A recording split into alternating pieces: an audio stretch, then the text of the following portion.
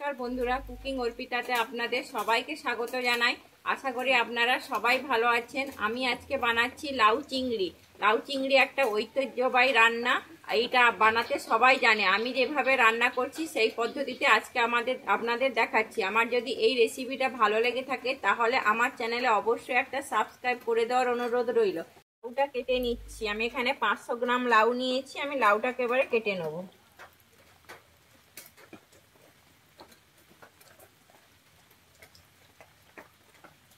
আমার লাউটা কাটা হয়ে গেছে। লাউটা কি সুন্দর নরম, আর আমি লাউটাকে এরকম সরু সরু ভাবে কেটে নিয়েছি।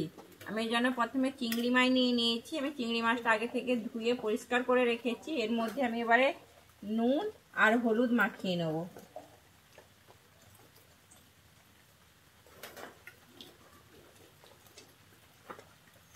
কড়া বসিয়ে দিয়েছি। আমি এবারে সর্ষের তেল দিয়ে দিয়েছি। আমি রান্নাটা কিন্তু সর্ষের তেলেই করব।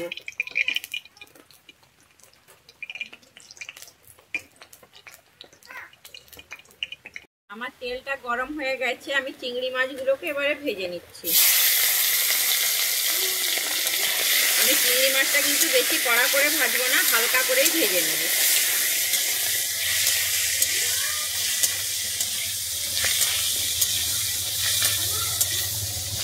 চিংড়ি মাছটা ভাজা হয়ে গেছে। আমি চিংড়ি মাছটাকে তুলে নিচ্ছি।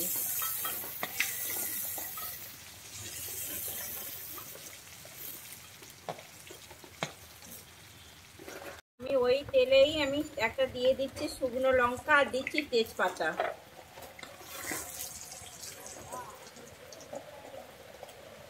আমি দিয়ে দিচ্ছি গোটা জিরে 1 চামচ।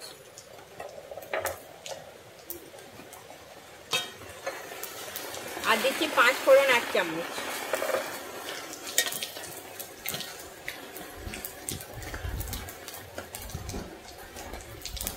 আমার জিরে 5 ফোড়নটা ভাজা হয়ে গেছে, একটা সুন্দর স্মেল এসছে।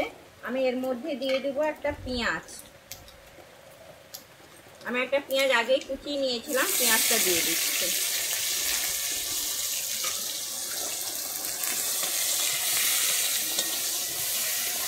আমি পেঁয়াজটা কিন্তু বেশি লাল করে ভাজবো না, মোটামুটি ভাবে একটুখানি ভেজে নিচ্ছি।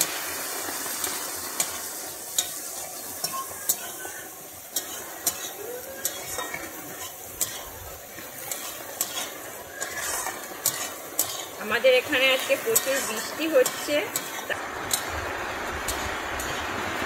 আমার পেঁয়াজটা মোটামুটি ভাজা হয়ে গেছে। আমি এর মধ্যে দিয়ে দিচ্ছি লাউ।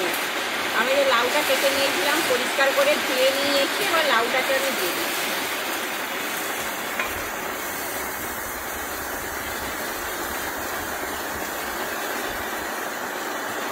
আমি এর মধ্যে দিয়ে দিচ্ছি লবণ। লবণটা পরিমাণ মতো দেবেন আপনারা। আর দিয়ে দিচ্ছি হলুদ। আমি এবার এটাকে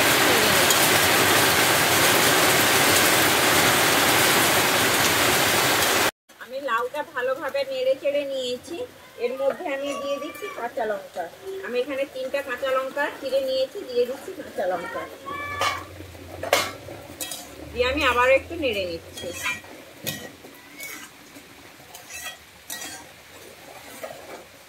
এবার আমি ঢেকে দিচ্ছি। আমাদের এখানে প্রচুর বৃষ্টি হচ্ছে। বাইরের ওয়েদারটা একবার দেখুন, প্রচুর বৃষ্টি এখানে আসছে।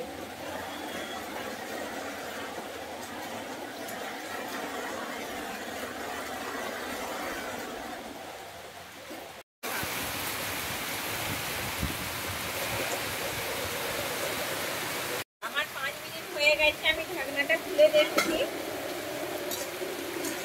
এই যে দেখুন, আমার লাউ থেকে কিরকম জল বেরিয়েছে। এটা যেহেতু নরম লাউ, তাই জন্য এরকম জল বেরিয়ে গেছে। আমি এর মধ্যে দিয়ে দিচ্ছি এবারে ভেজে রাখা চিংড়ি মাছগুলো। আর দিয়ে দিচ্ছি চিনি। চিনিটা আপনারা আপনাদের পরিমাণ অনুযায়ী নেবেন।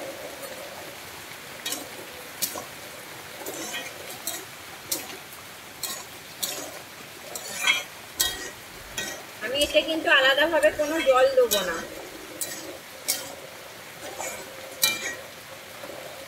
দিয়ে আমি আবারও 10 মিনিটের জন্য ঢেকে দিচ্ছি।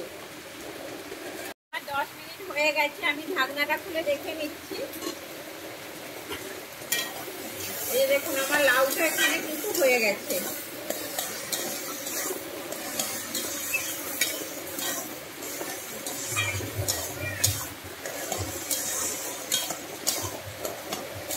এইভাবে একটুখানি খুন্তি দিয়ে কিন্তু এইভাবে আমি একটু কেটে নিচ্ছি।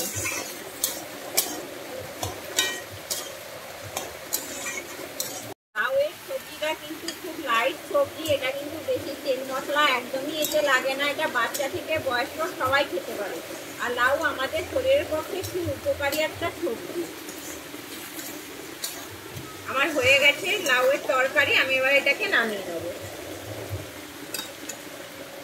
রেডি হয়ে গেছে চিংড়ি মাছের লাউয়ের তরকারি। আমার যদি এই রেসিপিটা আপনাদের ভালো লেগে থাকে তাহলে আমার চ্যানেলে লাইক, শেয়ার, কমেন্ট এবং সাবস্ক্রাইব করে দেওয়ার অনুরোধ রইল।